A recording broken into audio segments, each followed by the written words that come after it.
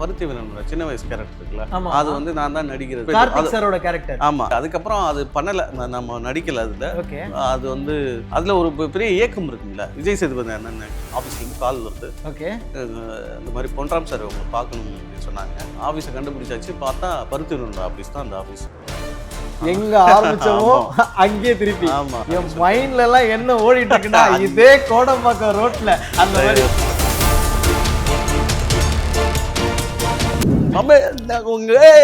அப்படின்னு ஒரு ரியாக்ஷன் கொடுத்தேன். ஓகே, அதுக்கு விழுந்து சந்தானம் சிரிச்சிட்டாரு. என்ன எப்படி பண்றான், மான் மாதிரி ஆடுறாங்க, என்னங்க போடுங்க அந்த மானிட்டர்ல அப்படியே போட்டு பார்த்துட்டு இருந்தாரு. சூப்பரா பண்றடா, நீங்க படங்களுக்கு அப்படியே பண்ணு, நல்லா பண்றடா அப்படின்னு சொல்லிட்டு பயங்கரமா அன்னைக்கு எனக்கு வந்து நான் கஷ்டப்பட்டு இருக்கும்போது, சினிமாவுக்கே வழி இல்லாத போது எங்கள் அம்மாவுக்கு ஒரு இது வந்துச்சு, அதான் கேன்சர் மாதிரி ஒன்று. அதை கரெக்டாக என்னால் வந்து இது பண்ண முடியல. ஒரு வேளை நான் வந்து படிச்சுட்டு ஏதாவது ஒரு வேலை பார்த்துருந்தேன்னா ஒரு வேளை எங்கள் அம்மாவை காப்பாற்றிருப்பணும். நல்லா நடிக்கிறோம், நல்லா இது பண்ணுறோம், நிறைய பேர் பாராட்டுறாங்க. தாய் இருந்து பாராட்டுறது தான் பெரிய விஷயம்.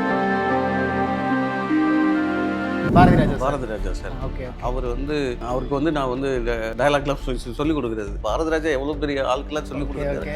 பயந்து சொல்லிக்கிட்டு இருந்தோம். டப்புன்னு எந்திரிச்சாரு, நீ தானே என்ன பண்ணிட்டா, சூப்பரா, எக்ஸலன்ட், நான் வந்து ஒரு படம் பண்றேன், செல்லா காசுல ஒரு படம், அதுக்கு நீ கால் ஷீட் தருவியா ஐயா சார் அப்படின்னு சொல்லிட்டு ஒரு கால் ஷீட் கேட்குறாங்க. ஆமா, நான் அண்ணன் கம்பு சுற்றி பார்த்தது இல்லையா, கேப் விட்டுக்கிறேன், சுத்துங்க போதும். அந்த பருத்தி வீரன்ல ஒர்க் பண்ணிருக்கீங்க. நானும் பருத்தி வீரன் படத்தை நேற்று உட்காந்து பார்க்குறேன், எந்த சீன்லையாவது அண்ணன் வந்துருவாரா அப்படின்னு சொல்லின்னு. பருத்தி வீரன்ல நீங்க இருக்கீங்கன்னு சொல்றாங்க. என்ன இருந்தீங்க பருத்தி வீரன்ல, என்ன ஒர்க் பண்ணீங்க? இல்லை, இன்னொன்று நான் வந்து சினிமாவுக்கு வந்து முதல்ல ஒர்க் பண்ண படம் இப்போ பருத்தி வீரன். அந்த படம் தான் ஃபஸ்ட்டு. நான் வந்து ஒரு ஆஃபீஸ் அசிஸ்டன்ட் வந்து ஃபஸ்ட்டு வந்து வேலை செஞ்சேன். அதுக்கப்புறம் அமித்ஷாட்ட வந்து இந்த பர்சனல் அசிஸ்டண்ட்டு, அப்புறம் அசிஸ்டன்ட் டைரக்டரு, அதுக்கப்புறம் இந்த இப்போ ஆக்டரு. ஸோ அப்படியே படிப்படியாக வந்தது. ஸோ நான் ஃபஸ்ட்டு வந்து அமீர் சார்கிட்ட ஒர்க் பண்ணும்போது அந்த ஆஃபீஸில் தான் ஒர்க் பண்ணிகிட்ருக்கேன். ஒர்க் பண்ணிகிட்டு இருக்கும்போது எனக்கு வந்து அந்த பருத்தி வீரனோட சின்ன வயசு கேரக்டர் இருக்குல்ல, அது வந்து நான் தான் நடிக்கிறது அப்படின்னு ஒருத்தர் கேரக்டர். ஆமா, அப்போ கொஞ்சம் மீசெல்லாம் வந்திருக்காது. ஸோ நீ தான் நடிக்க போறேன்னு ஒருத்தர், அது உண்மையிலுமே இருந்துச்சு, ஆனால் இருந்தது பேர்ல எல்லாம், பட் உண்மையிலே இருந்ததுன்னா ஒருத்தர் சொன்னாப்ல, அங்கே உள்ள ஒரு கோ டைரக்டர் சொன்னாப்ல, நமக்கு ஒரு பெரிய கனவு இருக்கும்ல அப்படின்னு சொல்லிட்டு அப்புறம் அமீர் சார், ஆமா கார்த்திக் சார், அங்கதான் வந்து நமக்கு ஆசைப்பட்டது. பயங்கரமா சந்தோஷத்துல இப்ப வந்து இளையராஜா சார் வந்து அந்த அறியாத வயசு புரியாத மனசு அப்படின்னு சொல்லிட்டு அந்த பாட்டெல்லாம் பாடுறாங்க. அப்படியே மனப்பாடமா நான் அங்க கலாசாரில் வந்து அவர் ரெக்கார்டிங் தேட்டரில் போயிட்டுருக்கு. இது வந்து ரொம்ப சந்தோஷமாக. அப்புறம் இங்கே வந்துட்டு அசிஸ்டன்ட் டைரக்டர்லாம் கூப்பிட்டு வச்சுட்டு ஒரு ரூமில் வந்து நான் அந்த பாட்டை இங்கே வந்து பாடுவேன். ஒரு தடவை தான் கேட்டேன், வந்து பாடி காமிச்சிட்டு இருக்கேன். ஏன்னா யாருக்கும் தெரியாது, அறியாத வயசு புரியாத. அமித் சார் வந்துட்டாரு அங்கே வீட்டுக்குள்ளே. அங்கே கம்போசிங் பண்ணிட்டு இருந்தோம், இங்கே பாட்டு கேட்குது அப்படின்னு சொல்லிட்டு அப்படி கதவை திறந்தா நான் பாடிட்டு இருக்கேன், கண்ண மூடி யாரையா வயசு அப்படின்னு சொன்னாக்கல, டேய் அப்படின்னு சார் அப்படின்னு உள்ளவா உள்ளே போனேன். உள்ளே போயிட்டு பாட்டு நல்லா இருந்துச்சா, நல்லா இருந்துச்சு, சரி போ அப்படின்ட்டு. ஸோ அன்றைக்கி அவருக்கு தெரிஞ்சிருக்கும் நான் வந்து பண்ண இந்த பாட்டை ஹிட்டு அப்படின்னு சொல்லிட்டு. அது வந்து அதுக்கப்புறம் அது பண்ணலை, நம்ம நடிக்கலை அதில். அது வந்து அதில் ஒரு பெரிய இயக்கம் இருக்கும்ல, கண்டிப்பாக இயக்கம் இருக்கும், என்னடா இப்படி ஆயிடுச்சு அப்படின்னு சொல்லி. அதுக்கப்புறம் நான் வந்து வெளியில் வந்து அசிஸ்டன்ட் டைரக்டர்லாம் ஒர்க் பண்ணிவிட்டு அதுக்கப்புறம் குரங்கு பொம்மையெல்லாம் நடித்து மகாராஜா, அதான் தெரியுமில்ல, மண்டேல எல்லாம் நடித்து முடிச்சுட்டு அப்போது மகாராஜா முடிச்சாக்கில் வந்து விஜய் சேதுபதி அண்ணன் ஆஃபீஸ்லேருந்து கால் வருது. இந்த மாதிரி பொன்ராம் சார் உங்களை பார்க்கணும் அப்படின்னு சொன்னாங்க. சரி அப்படின்னு சொல்லிட்டு அந்த ஆஃபீஸ்லாம் தேடி அப்படியே போயிட்டுருக்கேன். போயிட்டுனா ஆஃபீஸை கண்டுபிடிச்சாச்சு, பார்த்தா பருத்தி வீரனோட ஆஃபீஸ் தான் அந்த ஆஃபீஸ். எங்க ஆரம்பிச்சோமோ அங்கே திருப்பி. ஆமா, லைஃப் ஸ்டார்ட் ஆன இடம். ஆமா, லைஃப் நல்லா போயிட்டு இருக்கப்ப போற இடம். ஆமா, ஓகே. ஸோ அப்படியே பார்க்குறேன், எனக்கு அந்த பழைய நினைவுகள்லாம் அப்படியே ஓடுது. ஃபர்ஸ்ட் டைம் வந்து இந்த ஆஃபீஸில் தானே அப்படியே இது பண்ணி இதை கூப்பிட்றாங்களே, என் மைண்ட்ல எல்லாம் என்ன ஓடிட்டு இருக்குன்னா இதே கோடம்பாக்கம் ரோட்ல அந்த மாதிரி. ரைட்டு, அப்படியே உள்ள போனால் அவங்க வந்து பொன்ராம் சார் ஒரு கேரக்டருக்கு, ஒரு சின்ன கேரக்டருக்காக கூப்பிட்டு வந்திருக்காங்க. என்னோட கேரக்டருக்கு ஒரு பெரிய ஆர்டிஸ்ட் ரெஃபரன்ஸ், ஒரு பெரிய காமெடி ஆர்டிஸ்ட்லாம் இருப்பாங்கல்ல, அவங்கெல்லாம் வந்து இது பண்ணுறதுக்காக வச்சுருக்காங்க. நான் போய் பொன்ராம் சார்கிட்ட பேசினேன். பேசினா ஊர் சார்ந்து பேசுவோம்ல, ஊரில் உள்ள காமெடி அது இதுன்னு. நான் பொன்ராம் சார் பேச பொன்ராம் சாருக்கு வந்து எனக்கு பயங்கரமாக பிடிச்சிருச்சு.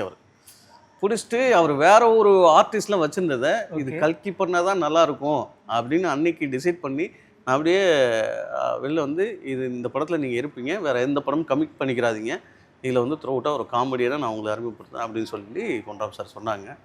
நான் அங்கே சொன்னது அப்படியே நடந்தே போனேன். அது சேதன் ஒன்று சொல்லுவாங்க, அதாவது நீ சின்சியராக ஒன்று வேலை செஞ்சுட்டே இருக்கும்போது நீ ஒன்று பண்ணிகிட்டே இருப்ப, ஆனால் உனக்காக ஒரு விஷயம் நடந்துகிட்டே இருக்கும்.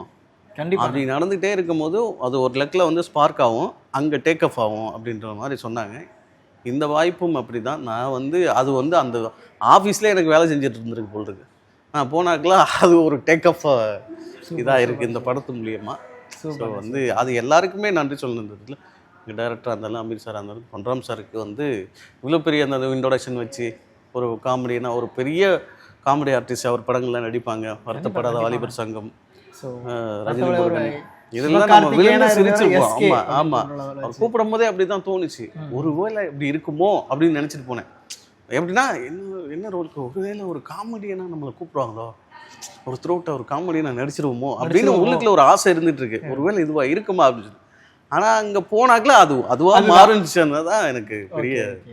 நமக்கு வந்து காமெடி வருது, நல்லா வருது, இது உங்களுக்கு எப்ப தெரிஞ்சு நம்ம நல்லா காமெடி பண்றோம்ப்பா, சிரிக்கிறான்டா அப்படின்னு சொல்லி நம்ம ஒரு காமெடியா உள்ள போயிடும் அப்படின்னு அந்த ஐடியா எப்படி வந்துச்சு உங்களுக்கு? காமெடியா அது வந்து என்னன்னா, நான் வந்து எப்போதுமே ஒரு காமெடியா பேசுவோம்ல, ஏதாவது ஒன்னா அப்படியே காமெடியா பேசுவோம்.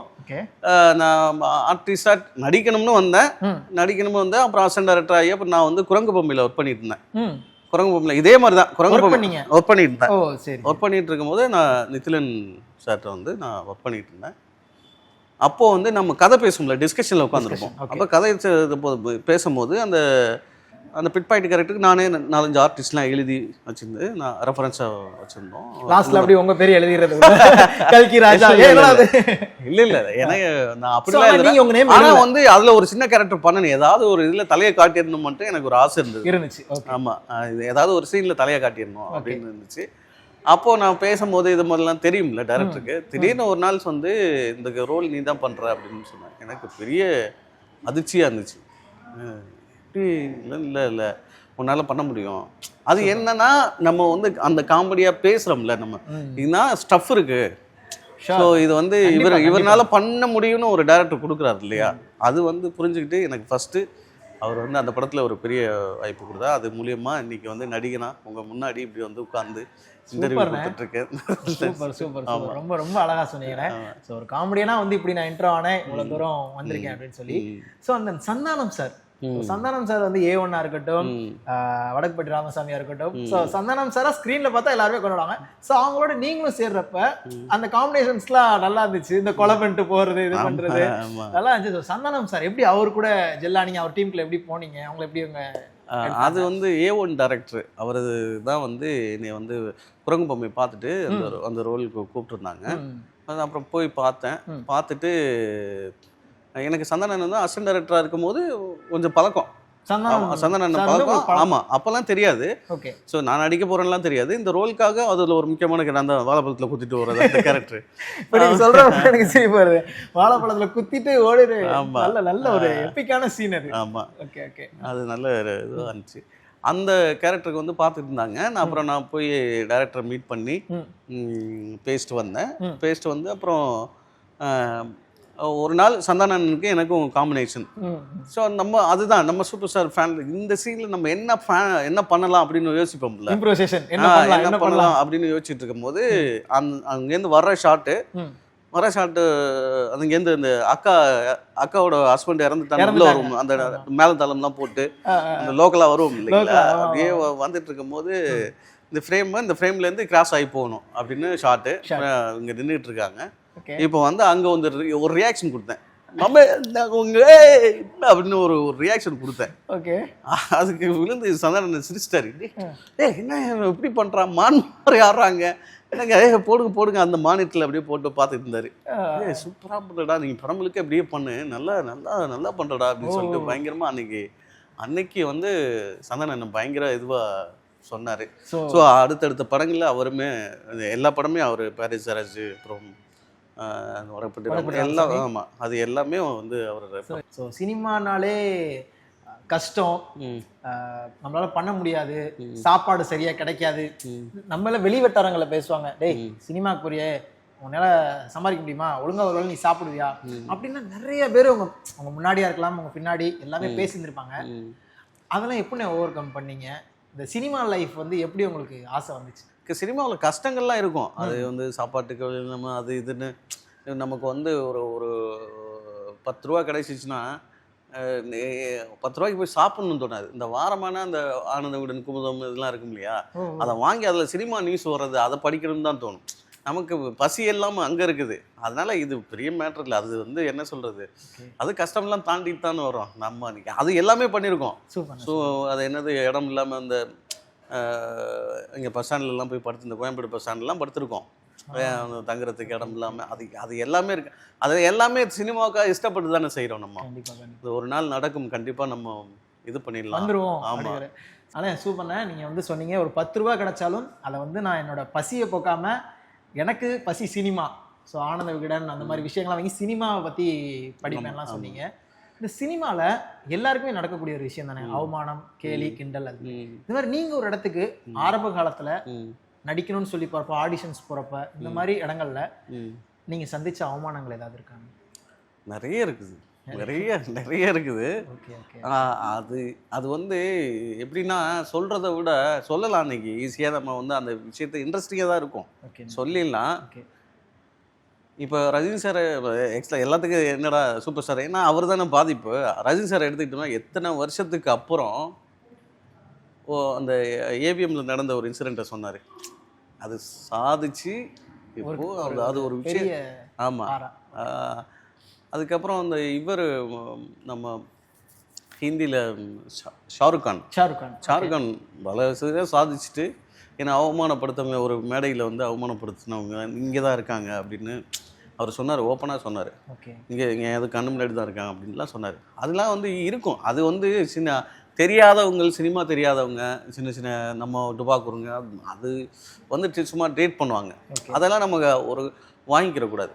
தவளை கதை தான் வந்து ரஜினி சொன்ன தவளை தான். வந்து காது கேட்காது, இந்த தவளைக்கு காது கேட்காது அப்படின்ற மாதிரி. ஸோ அதுதான் நம்ம ஃபாலோ பண்ணுறோம். நான் கண்டிப்பாக நான் ஒரு என்ன சொல்கிறது, ஒரு 30 வருஷம் கழிச்சு அந்த அவமானத்தெலாம் சொன்னால் நல்லா இருக்கும். இப்போ சொன்னோம்னா நம்ம இப்போ தான் வந்துட்டு இருக்கோம். இப்போ சொல்லி நம்ம புரியுதுண்ணா.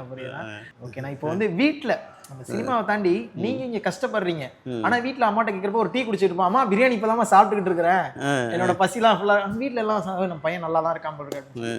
ஸோ உங்க வீட்டை எப்படி சமாளிச்சிங்க சினிமாவை வந்ததுக்கு அப்புறம்? வீட்டுல அம்மா அப்பாவை அவங்க என்ன சொல்றாங்க, ஐ மீன் அவங்க என்ன சொன்னாங்க சினிமாவுக்கு நீங்க போறப்ப? வந்து சினிமானா நம்ம வந்து விவசாய குடும்பம் தான், ஊர்ல வந்து விவசாயம். சினிமா பத்தி அவங்களுக்கும் வந்து பெருசா இது இல்லை. நடிகர்கள் வந்தால் பார்ப்பாங்க, படம் பார்ப்போம், அவ்வளோதான். சரி. நான் வந்து ரொம்ப நாளைக்கு அப்புறம் இங்கே ஒரு ஏதோ என் பிள்ளை அங்கே ஒன்று படிச்சுட்டு இருக்கு போல் இருக்கு அப்படி தான் எங்கள் அம்மாலாம் நினச்சிட்டு இருப்பாங்க. ஆமாம், ஒன்று படிச்சுட்டு இருக்காங்கன்னு சொல்லி வந்தீங்க. ஆமாம், அவங்கள ஈஸியாக ஏமாத்திடலாம். நம்ம என்ன சொல்றோம், நீங்க ஊர்ல இருந்து கிளம்பி வரப்போ படிக்க போறேன்னு சொல்லிட்டு சென்னைக்கு. ஆமாமா. ஆனா இங்க வந்து சினிமாக்கு ட்ரை பண்ணி சினிமாவுக்கு தான் ஏதோ ஒரு விஷயம் வச்சிருக்கீங்க. Okay okay. ஸோ அப்படிதான் இது பண்ணா அவங்க என்ன சொன்னாலும் நம்ம என்ன சென்றானு அம்மா தானே, நம்ம பிள்ளை என்ன சொன்னாலும் கேட்பாங்கல்ல, நம்புவாங்கல்ல. அந்த மாதிரி தான் எங்கள் அம்மாவையும் இது பண்ணிட்டு இருந்தேன். ஓகே. ஆனால் வந்து என்னன்னா எனக்கு வந்து நான் கஷ்டப்பட்டுட்டு இருக்கும்போது சினிமாவுக்கே வழி இல்லாத போது எங்கள் அம்மாவுக்கு ஒரு இது வந்துச்சு, ஒரு நோய், அதான் கேன்சர் மாதிரி ஒன்று இருந்துச்சு. அதை கரெக்டாக என்னால் வந்து இது பண்ண முடியல. ஸோ ஒருவேளை நான் வந்து படிச்சுட்டு ஏதாவது ஒரு வேலை பார்த்துருந்தேன்னா ஒருவேளை எங்கள் அம்மாவை காப்பாற்றிருப்பணும் அப்படின்னு அது மட்டும் ஒன்று இருக்கும்.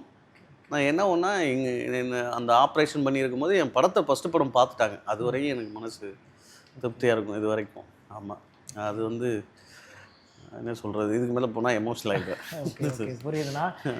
சீரியஸாக இப்போ ஆனால் எங்கேயோ வந்து அம்மா நம்மளை பார்த்துட்டு இருக்காங்க, அவங்களோட வெற்றி அவங்களும் கொண்டாடிட்டு இருக்காங்க அப்படின்னு ஷுவராக நாங்கள் சொல்லுவோம். நிறைய விஷயங்கள் நீங்கள் ஷேர் பண்ணியிருக்கீங்க, அம்மாவை பற்றியாக இருக்கட்டும், உங்கள் சினிமா கரியரை பற்றியாக இருக்கட்டும். இப்போ நம்ம நிறைய ஆர்டிஸ்ட் பற்றிலாம் பேசியிருக்கோம். ரஜினி சாரை பற்றி சொன்னீங்க, ஸோ விஜய் சேதுபதி நான் பற்றி சொன்னீங்க, ட்ரெஸ் விஷயத்துலேருந்து எல்லாமே. ஸோ நான் ஒர்க் பண்ணாத ஆர்டிஸ்ட். இப்போ எக்ஸாம்பிளுக்கு வந்து நீங்க ட்ரெண்ட் ஆனதே வந்து தலை படத்துல ஒர்க் பண்ணிட்டு தலைக்கு கதை சொன்ன கதை இருக்கு பாத்தீங்களா? நிறைய பேர் இந்த ரீல்ஸ் எனக்கு ஃபீட்ல வந்து என் ஃப்ரெண்ட் அனுப்பிச்சுடுவான், தலை ஃபேன்ஸ்லாம் இருக்காங்க, நீங்க பாருங்க வச்சான் தலைக்கு கதை சொல்லியிருக்காங்க. ஸோ தலை வெளியே வரப்ப தலை அப்படிங்கிற மாதிரி ஒரு விஷயங்கள் சொல்லியிருந்தீங்க. ஸோ அது மாதிரி நீங்க எந்த ஆர்டிஸ்ட் கூட அசிஸ்டன்ட் டைரக்டரா இருக்கப்போ ரொம்ப க்ளோஸா இருந்திருக்கீங்க? இந்த ஆர்டிஸ்ட் எனக்கு அசிஸ்டன்ட் டைரக்டர் இருந்தாவே பழக்கம், நடிக்க வந்ததுக்கு அப்புறமும் நல்ல பழக்கம்னா எந்த ஆர்டிஸ்ட் அந்த மாதிரி? அசிஸ்டன்ட் டைரக்டராக இருக்கும் போது பழக்கம்னா வந்து பாரதி ராஜா சார், நான் குரங்கு பொம்மையில் ஒர்க் பண்ணல, அப்போது அவர் நல்ல பழக்கம். பாரதி ராஜா சார் அவர் வந்து அவருக்கு வந்து நான் வந்து டயலாக்லாம் சொல்லிக் கொடுக்குறது, சொல்லிக் கொடுக்கும்போது நான் தான் பாரதி ராஜா சாருக்கு டயலாக் சொல்லி கொடுக்குறப்ப அவர் ஸ்டைலில் சொல்லி கொடுத்தா பிடிக்கும்னு சொல்லி நீங்கள் அவர் ஸ்டைலில் பண்ணி காட்டினீங்களா, சொல்லி காட்டினீங்களா? இல்லை நான் சொன்னேன், இல்லை அவர் மாதிரி பேசக்கூடாதுன்னு நான் சொன்னேன். ஃபஸ்ட்டு போய் என்னடா அது டேக்கே வாங்கிட்டு இருக்காங்க, இந்த இங்கே வாயா அப்படின்னு சொல்லிட்டு பேசுவேன். என்னதா ஏன் சத்தத்தை போட்டேன், போயிட்டு வர வேண்டியது என்ன அப்படின்னாப்புல. சார் இல்லை சார், இது கொஞ்சம் மதுரை வாட வருது சார், இது தஞ்சாவூரில் நடக்கிற கதை, வந்து இங்கே தஞ்சாவூர் ஸ்லாங்கில் பேசினா கொஞ்சம் பெட்டராக இருக்குது சார் அப்படின்னு பயந்து பாரதி ராஜா எவ்வளோ பெரிய ஆளுக்கெல்லாம் சொல்லி கொடுக்குறாரு, பயந்து சொல்லிக்கிட்டு இருந்தோம். அப்படியா, கரெக்டு, என்னதா நான் தான் தஞ்சாவூர் பேசுகிறேன், போயிட்டு வரதா இது ஓகேயா அப்படின்றது. இது ஓகேப்பா, நீ போய் தஞ்சாவூர்லேருந்து மதுரையிலேருந்து வந்து தஞ்சாவூரில் வாழ்ந்தான் அப்படின்னு கதையை மாற்றிக்கப்போ அப்படின்னாரு. எனக்கு அது ஒரு இது. அவன் ஃபர்ஸ்ட் டைம் வந்து படம் பார்த்துட்டு பயங்கரமா என்ஜாய் பண்ணி, அந்த பையன் யாருன்னு ஃபர்ஸ்ட் டைம் கூப்பிட்டு டைரக்டர்கிட்ட கூப்பிட்டு, ஆமா என்னன்னா நான் எல்லாரும் தான் படம் பார்த்தோம், என்ன பின்னாடி தான் உட்கார்ந்துருந்தாரு. என் சீன் வரும்போதுல நம்மால் வந்துட்டாயா அப்படின்லாம் பார்த்துருந்தாரு. அப்போ எனக்கு உள்ள சந்தோஷமா இருந்துச்சு, நல்லா ரசிக்கிறாரே அப்படின்னு சொல்லி அப்படி தேட்டர்லயே டக்குன்னு திரும்பி சார் இங்கே தான் இருக்கீங்க. அப்போ நான் வந்து அது ஃபுல்லாக தாடி இதெல்லாம் இருந்தேன், அடையாளம் தெரியல. அவன் எங்கேயே அவனை பார்க்கணும் அப்படின்னு சொன்னேன். நான் உள்ளே போனாக்கில் டப்புன்னு எந்திரிச்சாரு. நீ தானே, என்ன பண்ணிட்டா, சூப்பரா, எக்ஸலண்ட், நான் வந்து ஒரு படம் பண்ணுறேன், செல்லா காசுன்னு ஒரு படம், அதுக்கு நீ கால் ஷீட் தருவியா ஐயா சார் அப்படின்னு சொல்லிட்டு ஒரு கால் ஷீட் கேட்குறாங்க. ஆமாம், அது ஒரு விஷயம்டா. என்னதான் ஒரு ஆக்டராக இருந்தாலும் ஒரு சீக்வன்ஸ் சொன்னோம்னா அந்த சீக்வன்ஸ் எலாப் பண்ணணும், எலாட் பண்ணி அது நடிக்கணும், அந்த கேப்பபிலிட்டி உனக்கு இருக்குது, நல்லா ஓகே பிளெஸிங்ஸ். ஆமா அப்படின்னு சொல்லிட்டு அதெல்லாம் கேட்டோடனே அப்படியே நின்றுக்க முடியாது, அப்படியே பறந்துருக்க மாதிரி இருக்குவே. பாரதி ராஜா சார் இன்னைக்கு எங்க பார்த்தாலும் என்னை டக்குன்னு கண்டுபிடிப்பாரு, இந்த அவன்ட்டாயா குரங்கு மாதிரியே பண்ணுவான் அவன். அந்த ரியாக்ஷன்ஸோட. ஆமா அது அதெல்லாம் வந்து கண்டிப்பா பிளெஸிங்ஸ் தான் சொல்லலாம். ஸோ பாரதி ராஜா சார் இவ்வளவு தூரம் பண்ணியிருக்காங்க. விஜய் சேதுபதினா கதை ரெடி பண்ணிட்டு இருக்கீங்களா? நான் இதை கேட்கணும்னு நினைச்சேன். ஸோ வந்து ரஜினி சார், கமல் சார் இவங்க எல்லாமே வந்து கதை யாராவது வச்சுதான் வந்து சொல்ல சொல்லி அப்ரோச்சஸ்லாம் இருக்கு. இப்போ நீங்க அவங்களுக்கு போய் எதுவும் கதை சொல்ற ஐடியாவில் இருக்கீங்களா? டைரக்ஷன் அந்த மாதிரி விஷயங்கள் இல்லை. இப்போ நடிக்கிறதுக்கு கூப்பிட்டா போயிடுவேன். கதையும் அது சொன்னோம்னா நான் சொல்லிடலாம். ஒன்றும் அஜித்துக்கு ஒரு கதை சொல்லிட்டோம், இப்போ சொல்லட்டுமா? சொல்லுங்க. ரஜினி சார் ஆல்ரெடி கல்வி ஊத்திட்டாங்க கமெண்ட்ஸ்ல. ஸோ இப்போ Vijay sir, Ajith sir. So Ajith சாருக்கு நீங்க கதை சொல்லிட்டீங்க, அது எங்களுக்கு தெரியும், மக்களுக்கும் தெரியும். ஸோ விஜய் சாருக்கு கதை சொல்லணும்னா என்ன மாதிரி? இப்போ எனக்கு தெரிஞ்சு விஜய் சார் அங்க ஒரு விஷயத்துக்காக போயிருக்காரு, அங்கேதான் நீங்க ஐடியாஸ் கொடுக்க வாய்ப்பு இருக்கா? அங்கேயா நம்ம ஐடியாஸ் கொடுக்குறதா? அங்கே நீங்க வந்து ஏதாவது சொல்லி அப்புறம் சொல்லுங்க. அதான் விஜய் சாருக்கு ஏதாவது ஒரு ஐடியா கொடுக்கணும். என்ன ஐடியா கொடுக்க போறீங்க விஜய் சார்? நல்லா படங்கள்லாம் நடிச்சிட்டு இருக்கேன், ஏதோ ஒன்று ஓடிட்டு இருக்கு, அப்புறம் திடீர்னு ஜெயில். ஸோ விஜய் சார் கூட நடிக்கணும்னா என்னவா நடிக்கணும்னு ஆசைப்பட்டிருக்கீங்க? விஜய் சார் கூட நான் இந்த ரோல் பண்ணிடணும் அப்படின்னா என்ன மாதிரி ரோல் பண்ணலாம்? ஃப்ரெண்டுன்னு சொல்லக்கூடாது, ஃப்ரெண்டை தவிர என்ன வேணா சொல்லலாம். காமெடியா எந்த கேரக்டர் கொடுத்தாலும் நடிப்பேன். அதை மிஸ் பண்ணிட்டேனே. சரி, காமெடி இல்ல ஃப்ரெண்டும் இல்ல, விஜய் சார் படத்துல உங்களுக்கு ஒரு கால் ஷீட் கேட்குறாங்க, ஒரு 20 days கால் ஷீட் வேணும் அப்படின்னு சொல்றாங்க. கேரக்டர் சொல்லவே இல்லை, ஷூட்டுக்கு சொல்றாங்க. என்ன மாதிரி கேரக்டரா இருந்தா நீங்க பண்ணுவீங்க? இல்லை, எனக்கு வந்து விஜய் சார் கூட ஃப்ரெண்டா காமெடியா நடிக்கிறது தான் எனக்கு ஆசை. காமெடி அந்த மாதிரி காமெடியா அந்த இது நடிக்கணும்னு ஆசை. ஸோ அவரு திருப்பி நடிச்சாருன்னா அவருக்கு படத்தில் நானும் கூட இந்த படத்துலலாம் எப்படியாவது பண்ணிடலாம் தான் நினச்சேன். ஜனநாயகன். ஓகே. ஒரு லாஸ்ட் படம்னு சொல்லிட்டாங்க. ஓகே, பார்ப்போம். எது வேணா எப்போ வேணா மாறலாம் இல்லையா? தலைவர் சொல்ற மாதிரி.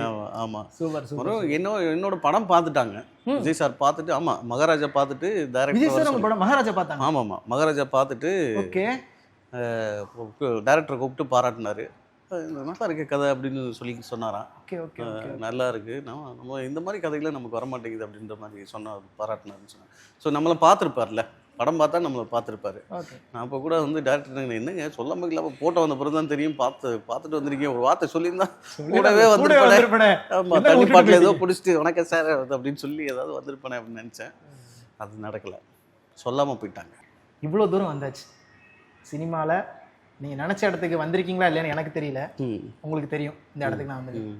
ஸோ இந்த இடத்துக்கு நீங்கள் வரப்போ அம்மா அந்த இடத்துல இருந்திருந்தாங்கன்னா இதெல்லாம் பார்த்து என்ஜாய் பண்ணியிருப்பாங்க கண்டிப்பாக. என் பையன் இந்த கண்டிப்பாக என்னென்னா எங்கள் அம்மா இருந்திருந்தா அது வேற ஒரு சந்தோஷம். அது என்னென்னா அதுதான், சில விஷயங்களை நம்ம வந்து இருக்கும் போதே பண்ணிடணும், அவங்க இருக்கும் போதே பண்ணிடணும். அது இல்லைன்னா நமக்கு ஒன்று உறுத்திக்கிட்டே இருக்கும். என்றைக்குமே வந்து ஒரு குழந்தைய வந்து நல்லா டான்ஸ் ஆடினா, ஒரு ஏதோ ஒன்று ஆடினோம்னா என்கரேஜ் பண்ணுவாங்க, அவங்களுக்காக தான் நம்ம ஓடிட்டுருப்போம். இப்போ நல்லா நடிக்கிறோம், நல்லா இது பண்ணுறோம், நிறைய பேர் பாராட்டுறாங்க. தாய் இருந்து பாராட்டுறது தான் பெரிய விஷயம். ஓகே. கண்டிப்பாக ஒரு அம்மாங்கிறப்பே அந்த கண்கள்லாம் ஒரு மாதிரி கலங்கி, அம்மா கூட இருந்திருந்தா இன்னும் நான் நல்லா பார்த்துருப்பேன், இப்போ என் கூட எங்கள் அம்மா இருந்திருந்தாங்கன்னா அவங்களுக்கு அந்த எந்த ஒரு விஷயங்களும் இல்லாமல் அவங்கள நல்லபடியாக பார்த்துருப்பேன் அப்படின்ற மாதிரி சொல்கிறீங்கன்னா எந்த கவலையும் படாதீங்க. அம்மா நம்ம கூடயே இருக்காங்க. அடுத்து நீங்கள் படங்கள் பண்ணுற எல்லாத்துலேயும் அம்மா கூட இருப்பாங்க. எப்படி விஜயகாந்த் சார் உங்கள் கூட இருக்கிற மாதிரி ஒரு ஃபீல், அது மாதிரி அம்மா அவங்க கூட எப்பயுமே இருப்பாங்க. இப்போ கூட அவங்க உட்காந்து ரசிச்சுக்கிட்டு இருக்கலாம், என் பையன் இன்டர்வியூ கொடுக்குறான் இந்த விஷயங்களும் சொல்லி. தேங்க்யூ ஸோ மச்ண்ணா, தேங்க்யூ ஸோ மச். ரொம்ப அழகாக எல்லா விஷயங்களும் எங்களோட ஷேர் பண்ணீங்க. உங்களோட திரை வாழ்க்கையாக இருக்கட்டும், நீங்கள் பட்ட ஸ்ட்ரகிள்ஸாக இருக்கட்டும், அண்ட் தென் எல்லா ஆர்டிஸ்ட் கூடயும் எப்படி ஸ்க்ரீன் ஷேர் பண்ணீங்க, ரஜினி சார்லேருந்து ஆரம்பித்து லாகவர்லாரன் சார் வரைய எல்லா விஷயங்களையுமே எங்களுக்கு சொன்னீங்க. Once again thank you so much. அடுத்தடுத்து பண்ண போகிற படங்கள் எல்லாமே உங்களுக்கு செம்மையாக பிளாக் பஸ்டராக வர எங்களோட வாழ்த்துக்கள். அகைன் கொம்பு சிவி சூப்பராக போயிட்டுருக்கு, வெற்றிகரமாக எல்லா தேட்டர்லையும் போகணும், போயிட்டுருக்கு, நல்லா போயிட்டுருக்கு. சந்தோஷம். அடுத்த படங்களுக்கு உங்களை நாங்கள் இன்னும் சூப்பராக வேறு கேரக்டரில் நாங்கள் பார்க்கணும். Thank you so much. Thank you sir. நாங்கள் அண்ணன் கம்பு சுற்றி பார்த்தது இல்லையா? கேப் விட்டுக்கிறேன், சுற்றுங்க. போதுமா, அந்த கேப்புக்கு மேலே பண்ணாது. கம்பு நல்லா சுற்றுது. Thank you so much. எல்லாரும் போயிட்டு வாங்க. நன்றி.